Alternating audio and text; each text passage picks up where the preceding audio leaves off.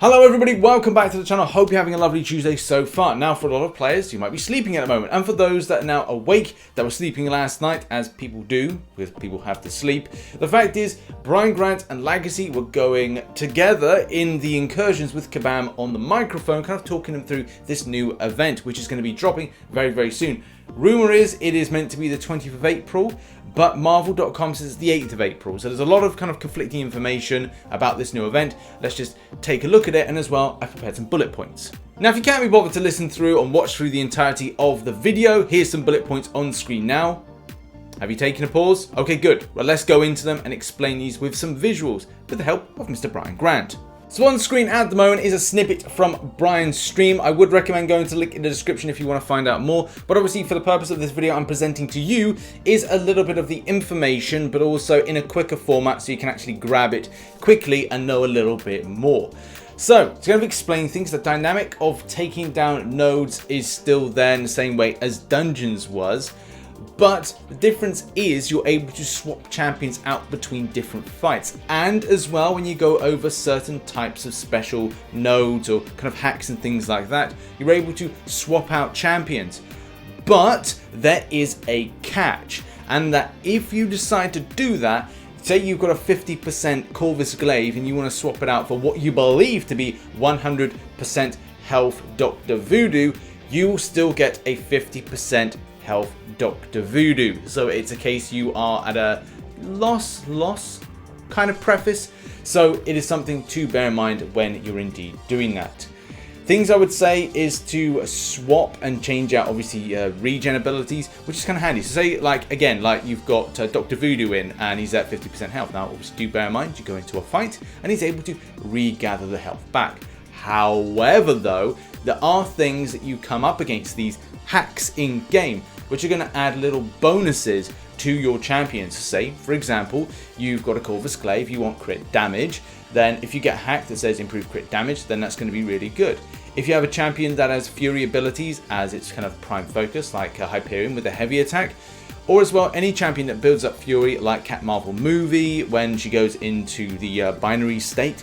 So the fact is you could either have something that enhances that to damage output more based on those Fury buffs. That is something to consider as well. The next thing is explaining what sectors and as well zones are. So for dungeons, it was a case that you had the dungeon difficulty, the kind of like the tiering of difficulty, like dungeon 7, and then it's a case you had rooms within the dungeon. Well, it's changed really because you do sectors and then you have zones within sectors. So you go from zone to zone to zone, and that is applicable to the extent of the running of those particular buffs, which will last for say 4 zones. So that's something again to bear in mind. It's really cool though. Incursions, obviously just kind of throw my opinion in there. Incursions look absolutely amazing.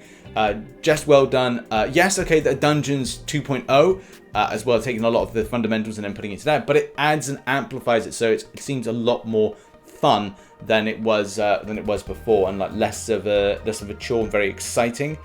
As well, there's things to consider like room timers. It's not a thing. Battles can last for up to 8 minutes, which probably means that the more difficult you go down the route of, it's then going to be a case that you'll find more difficult things to go up against. So I'm talking like high hit pool champions and maybe more difficult stuff. Now you can quit out of Incursions at any given time and you have to return within 5 days in order to complete it off. There's still some fundamentals that need to be fully explained, but there will be a full press release for this later on today. So obviously today being Tuesday the 31st, that will be coming out later on today. So do bear in mind and do look out for that one as well.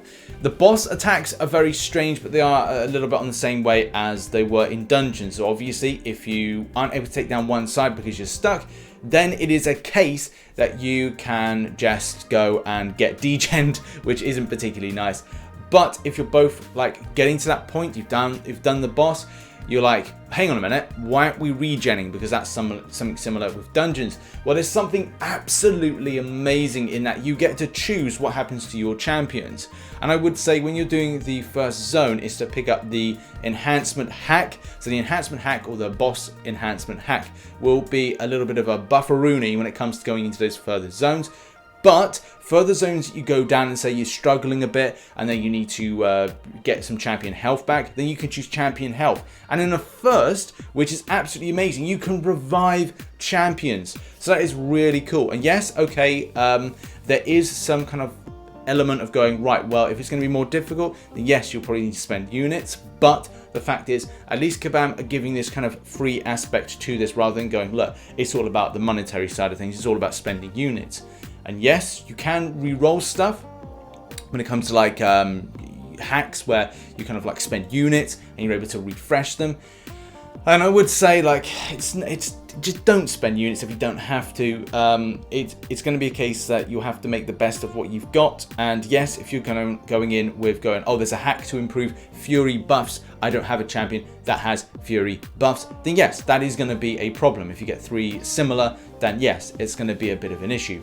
But it's, again, making the best of things of going, look, I don't want to spend units, I won't spend units on this. But the best thing about it is that when you get a chance to like switch out champions, then it could be your kind of strategy of going, okay, well, I've just kind of put this enhancement on, so that, you know, is going to be better for me to then switch out to another champion. And the same thing with going, okay, well, I found an enhancement or a hack after doing that boss, and I'm like, okay, well, I'm just going to ride this for 4 zones and go, okay, we're going to make some improvements. So I've got an enhancement to add some kind of Fury potency or a Fury buff to a champion like Corvus Glaive, and then it's like, right, well, I'll just kind of switch that out and maybe I'll choose a different champion that will benefit more. It's kind of like an inbuilt Heimdall synergy that could be utilized, but as well, you have that, you have the strength and the hand and the knowledge to then go, look, let's go and switch out this champion for that champion after I've done this zone. And that's so amazing.